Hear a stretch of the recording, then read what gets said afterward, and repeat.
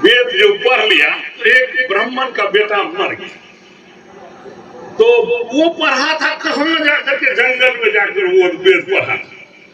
लेकिन रामचंद्र जी के राज्य में एक ब्राह्मण का बेटा मर गया। हम नहीं कह रहे ये रामचरितमानस में, ये नहीं कहिए कि आप बनावटी बात बोल करके बेमतलब का बोल रहे, ऐसा नहीं। तब बेटा जब मर गया उसका, तो वो ब्राह्मण बेचारा कहा रामचंद्र जी को कि जिलाइए, आपके भगवान है, जिलाइए जल्दी। तो उस समय नारद प्रकट होके कहे कि इसका बेटा इसीलिए मरा कि किसी शूद्र ने वेद पढ़ दिया। तो रामचंद्र जी का कहाँ है वो शूद्र, जरा हमको सम्मुख देखा कि वो बैठा हुआ है।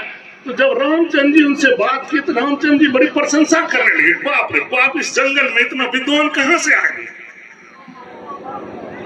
तब उसी से फिर वहां प्रकट हुए नारद जी जैसे लोग प्रकट हुए, कहा यही शूद्र है। तो उन्होंने उसका गला काट दिया, कहा कि ये तो वेद पढ़ लिया, नीचे जाके आदिवासी के लोग जो है ये वेद पढ़ लिया। कितना शिक्षा खतरनाक हो सकता है। एक लड़की यदि आज पढ़ ले समाज में, तो लोग क्या क्या बोलते हैं इसके बारे में, बहत्तर हो गई है।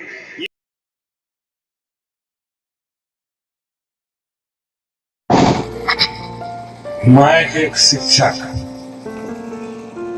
आप लोगों ने जितनी बातें रख दी, अब मैं उतनी बातें नहीं रख सकता, क्योंकि अब खाली कुर्सियां, उल्टे हुए साइकिल और जनविहीन कुछ वाहन यहाँ खड़े हैं, बैठे रखे हुए हैं, और इनमें मैं अब क्या बातें बोल सकता हूँ। और धमौन के अंदर शिक्षा प्राप्त करने के लिए इतनी ही ज्यादा ताकत रही थी, तो ज्यादा से ज्यादा लोग रहते तो और हम संवाद स्थापित कर सकते थे।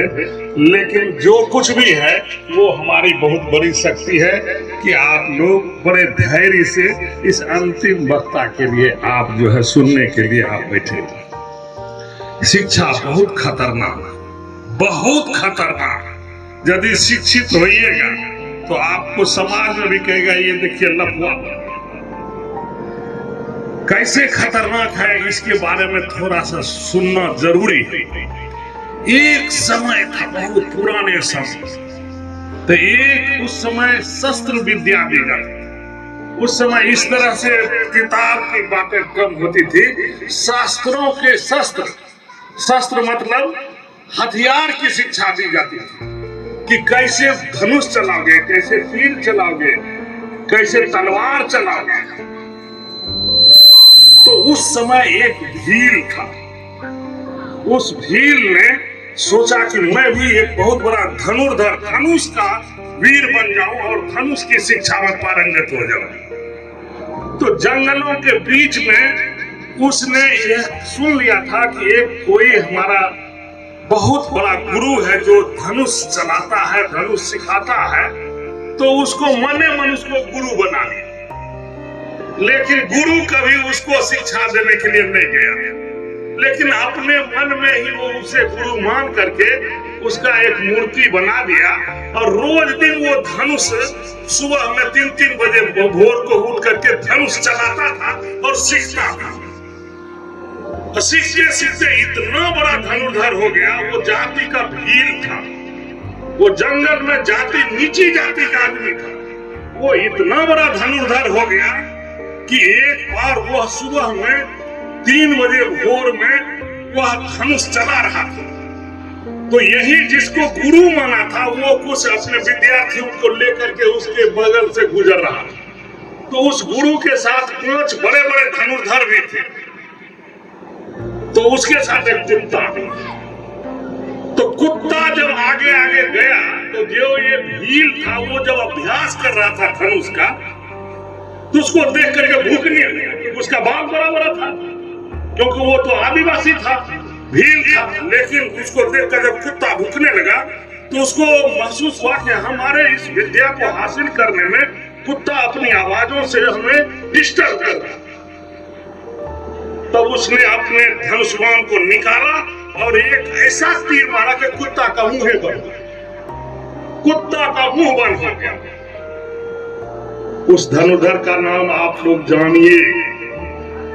ये कोई इतिहास का विषय नहीं है, ये साहित्य का विषय है।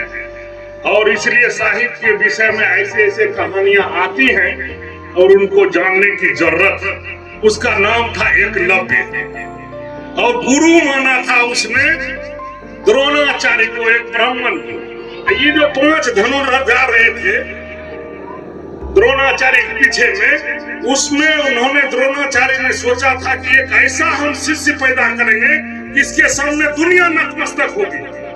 लेकिन देखा कि कुत्ते तो मुंह को बंद कर दिया, ऐसा धनुर्धर तो भाई इस धरती पर नहीं है। तो उसने देखा ये तो हमारे जो धनुर्धर जो बनावेंगे उसमें सबसे बड़ा धनुर्धर था, वो जो 5 लेके चला था, उसका नाम था अर्जुन। कभी तो अर्जुनों को हरा गया। ऐसा ये नीच जात का आदमी, और उसने ऐसा तीर मारा कि कुत्ते का मुंह बंद, ये तो अर्जुन को भी हरा दे। अब वो चाहता था गुरु के अर्जुन सबसे दुनिया में नाम कमाए। तो उसने सोचा कि इस एकलव्य को अर्जुन के टक्कर में नहीं आने देना है।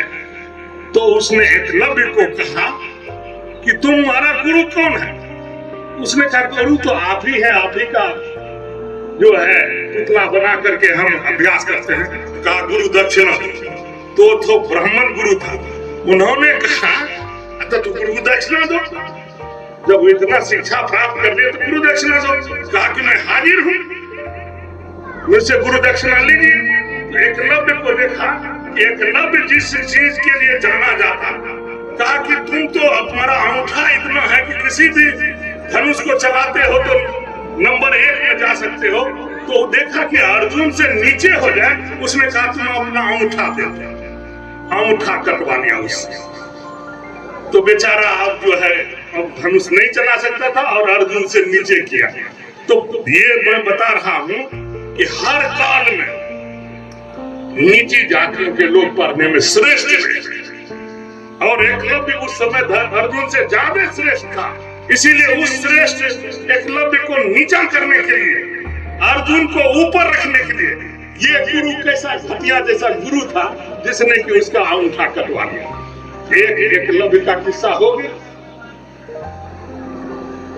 तो ये समझो शिक्षा कितना खतरनाक है। यदि नीची जात के लोग शिक्षा पढ़ लें तो ये कितना खतरनाक हो सकता है। तो एक दूसरा किस्सा भी सुनिए। एक समय ये कहा गया कि लड़की यानी जनानी यानी स्त्री और नीची जात के लोगों को धन और शिक्षा नहीं देना चाहिए और नहीं दिया जाएगा, ये मनुस्मृति में लिखा हुआ। यदि नीची जात के लोग वेद पढ़ ले तो उसका जीभ काट लेना चाहिए और उसके कान में शीशा पिघला करके डाल देना चाहिए। ये मनुस्मृति एक किताब है। अब स्मृति क्या है ये तो बताते बच्चे लोगों के बीच में क्या कहेंगे, स्मृति क्या है, वेद क्या है, ग्रंथ है, वो तो बात की बात है। लेकिन उसमें मनुस्मृति में ये लिखा हुआ था कि स्त्री और शूद्र ये दोनों को शिक्षा जो है और धन, ये 2 चीज नहीं देना है और न होने देना, उसके पास वो नहीं। तो इसके 2 परिणाम निकले कि जो शूद्र पढ़ लेता था वेद तो उसको दंड भी उसमें दिया गया है। इसलिए मनुस्मृति को दंड विधान भी कहते हैं। मन नहीं लगता है तो आप छोड़ के चले जाइएगा, क्योंकि हम कुर्सिये को कहानी सुना रहे हैं, कैसे साइकिले को, खाली साइकिल को सुना रहे हैं। दमन के लोगों को सुनना चाहिए क्योंकि क्रांतिकारी धरती रही है और ये सब बात जानना बहुत जरूरी है। इसलिए मैं थोड़ी बात बता देता हूँ, ऐसे आप लोग जानते ही। तब जो है आप देखिए कि एक आदमी था और वह भी आदिवासी जाति का था और रामचरितमानस में भी इसकी चर्चा है, वाल्मीकि रामायण में भी इसकी चर्चा है। ये आप सुन लीजिए कि तुलसीदास ने रामायण नहीं लिखा है, वह रामचरितमानस लिखा है। लोग खाते हैं कि रामायण लिखा है, उन्होंने रामायण लिखा ही नहीं, उन्होंने रामचरितमानस लिखा है। इसमें भी चर्चा है। कहाँ चर्चा है? तो उत्तरकांड, राजा रामचंद्र जी का जब अभिषेक हो जाता है तो उसके बाद एक और अध्याय लिखा गया है जिसको कहते हैं उत्तरकांड। अयोध्या कांड के बाद एक उत्तरकांड है। तो उत्तरकांड में एक ऋषि मुनि थे जो नीची जाति थे, वेद पढ़ लिए थे। तो वेद पढ़ लिया तो बात ऐसी हुई, वेद जो पढ़ लिया तो एक ब्राह्मण का बेटा मर गया। तो वो पढ़ा था कहां जाकर के, जंगल में जाकर वो वेद पढ़ा। लेकिन रामचंद्र जी के राज्य में एक ब्राह्मण का बेटा मर गया। हम नहीं कह रहे ये रामचरितमानस में, ये नहीं कहिए कि आप बनावटी बात बोल करके बेमतलब का बोल रहे हैं, ऐसा नहीं। तब बेटा जब मर गया उसका, तो वो ब्राह्मण बेचारा कहा रामचंद्र जी को कि जिलाइए, आप तो भगवान है, दिलाइए जल्दी। तो उस समय नारद प्रकट होकर कहे कि इसका बेटा इसीलिए मरा कि किसी शूद्र ने वेद पढ़ दिया। तो रामचंद्र जी का कहाँ है वो शूद्र, जरा हमको दिखा। तो वो जो है रामचंद्र जी उस शूद्र को खोजने के लिए गए। जाते जाते जंगल में भील जाति के लोग और सब लोग रामचंद्र जी का स्वागत किए कि आइए आइए, बहुत अच्छा है। बाहर के लोगों को स्वागत करते थे। तो बड़ा प्रभावित हुए रामचंद्र जी, बाप रे बाप, ये जंगल में ऐसा सभी लोग कहां से आ गया है जो हमारा आदर भी कर रहा है। तो कहा कि तुम्हारा गुरु कौन है? कहा कि वहां बैठा हुआ। तो वहां गया और जब उसने देखा कि शंभु जो है अपने ध्यान में मस्त है, उसका नाम था शंभु। वो जो आदमी नीचे जाता वहां वेद पढ़ लिया था, उसका नाम था शंभु। तो शंभु देखा कि वहां बैठा हुआ है। तो जब रामचंद्र जी उनसे बात की तो रामचंद्र जी बड़ी प्रशंसा करने लगे, बाप रे बाप, इस जंगल में इतना विद्वान कहां से आ गए। तब उसी से फिर वहां प्रकट हुए नारद जी जैसे लोग प्रकट हुए, कहा यही शूद्र है। तो उन्होंने उसका गला काट दिया, कहा कि ये तो वेद पढ़ लिया, नीचे जाके आदिवासी के लोग जो है ये वेद पढ़ लिया। कितना शिक्षा खतरनाक हो सकता है। एक लड़की यदि आज पढ़ ले समाज में तो लोग क्या क्या बोलते हैं इसके बारे में, बहच्चर हो गई।